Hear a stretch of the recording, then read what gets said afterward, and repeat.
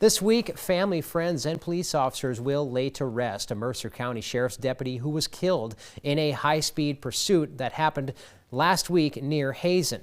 Deputy Paul Martin's funeral will happen this week, but people in both Hazen and Beulah say they lost more than just a small-town deputy when Martin was killed.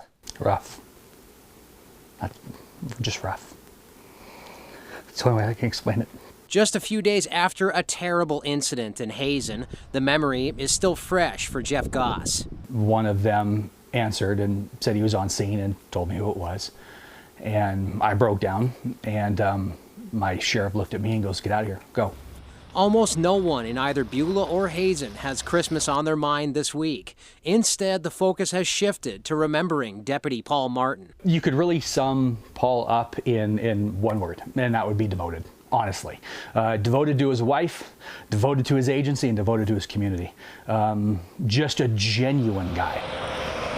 Martin was killed last week when responding to a high-speed pursuit along Highway 200. Martin was struck and died at the scene when the driver wanted in the case slammed into Martin's vehicle.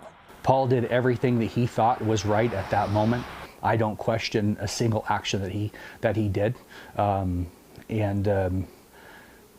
I know and trust Paul. I've trusted him with my life. This is home for him too. In addition to serving Mercer County, Martin had also worked as a Hazen police officer for 3 years. So a neighbor suggested that both Beulah and Hazen do what they could and hang as many blue ribbons as they could around both towns to honor Martin. They were gone within an hour. Antoinette Heyer spent much of the weekend making calls and passing out as much blue ribbon as she could get her hands on. Something minor, but yet it makes a person feel that we're contributing and showing compassion, which is what we really need in the days ahead.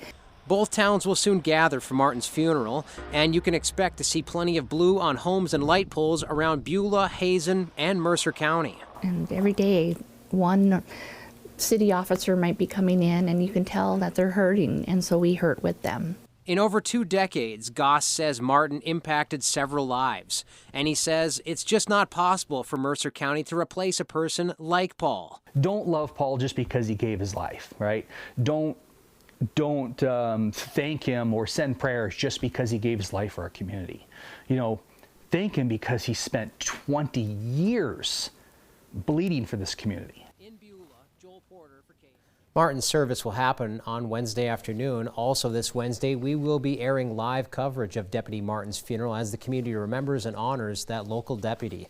Funeral services will happen at Beulah High School on Wednesday at 1 o'clock. For those of you who cannot be there, KX Network will be broadcasting the funeral and procession that begins at 12:45. Deputy Martin will be interred at a later date at the North Dakota Veterans Cemetery in Mandan.